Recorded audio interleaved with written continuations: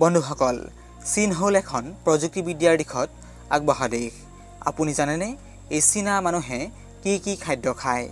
যিবোৰ খাদ্যৰ নাম শুনিলে আপোনাৰ চকু কঁপালত উঠিব। সকলো তথ্যৰ বাবে ভিডিঅ'টো শেষলৈকে চাব আৰু অচিনাকি কাহিনী চেনেলটোক চিনাকি কৰি ছাবস্ক্ৰাইব কৰি ল'ব। স্নেক চুপ। আমি সাপৰ নাম শুনিলে বা দেখিলে ভয় কৰোঁ, কিন্তু এই বিষাক্ত সাপক এই চাইনিজ মানুহে স্নেক চুপ হিচাপে খায়। এই খাদ্য চীনৰ ফেমাছ খাদ্যৰ ভিতৰত অন্যতম। বান্দৰৰ কেঁচা মগজু। চীনত বান্দৰৰ মগজু আটাইতকৈ দামী খাদ্যৰ ভিতৰত অন্যতম। এই সোৱাদ সকলো মানুহে ল'ব নোৱাৰে, কাৰণ ইয়াৰ দাম অধিক বেছি। কিন্তু বিভিন্ন কাৰণৰ বাবে এই খাদ্য বৰ্তমান চীনত বন্ধ কৰি দিয়া হ'ল। কিন্তু চীনৰ কিছুমান ঠাইত এই খাদ্য এতিয়াও জনপ্ৰিয়তা দেখিবলৈ পোৱা যায়। ঘৰিয়ালৰ মাংস। বন্ধুসকল, সাধাৰণতে আমি ঘৰিয়াল দেখিলেই ভয় কৰোঁ। কাষলৈ যোৱাটো দূৰৰে কথা, চুবও নোৱাৰোঁ। আমি নিশ্চয় জানো ঘৰিয়ালে মানুহ খাদ্য হিচাপে গ্ৰহণ কৰে, কিন্তু এই ঘৰিয়ালক চীনা মানুহে খাদ্য হিচাপে গ্ৰহণ কৰে। নহয়নে আচৰিত হ'ব লগা কথা? অক্টোপছ। অক্টোপছ সাগৰৰ তলত একেবাৰে পোৱা যায়।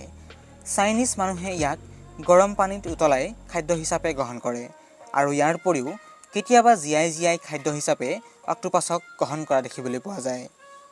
কুকুৰৰ মাংস। কুকুৰ প্ৰভুভক্ত আৰু লগতে পোহনীয়া প্ৰাণীৰ ভিতৰত অন্যতম সুন্দৰ প্ৰাণী।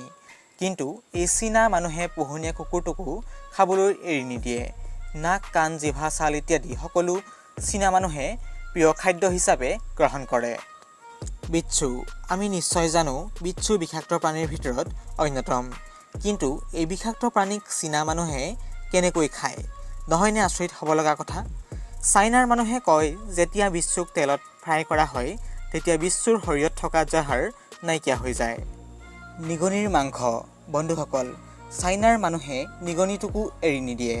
চাইনাত নিগনিৰ মাংস অধিক সস্তা আৰু সকলো ঠাইতে পোৱা যায়। নহয়নে আচৰিত হ'ব লগা কথা? যিবোৰ প্ৰাণী দেখিলেই ভয় লাগে, সেইবোৰ চাইনিজ মানুহৰ বাবে অধিক তৃপ্তিদায়ক প্ৰিয় খাদ্য। আজিৰ ভিডিঅ' ইমানেই আছিল। ভিডিঅ'টো যদিহে চাই ভাল পালে ভিডিঅ'টো নিশ্চয় লাইক কৰিব। ভিডিঅ'টো যদি অকণমান হ'লেও উপকৃত হৈছে বুলি ভাবিছে, নিশ্চয় ভিডিঅ'টো বন্ধুবৰ্গলৈ শ্বেয়াৰ নকৰাকৈ নাথাকিব, আৰু লগতে অচিনাকি কাহিনী চেনেলটোক ছাবস্ক্ৰাইব কৰি আপুনিও চিনাকি হৈ ল'ব। ধন্যবাদ।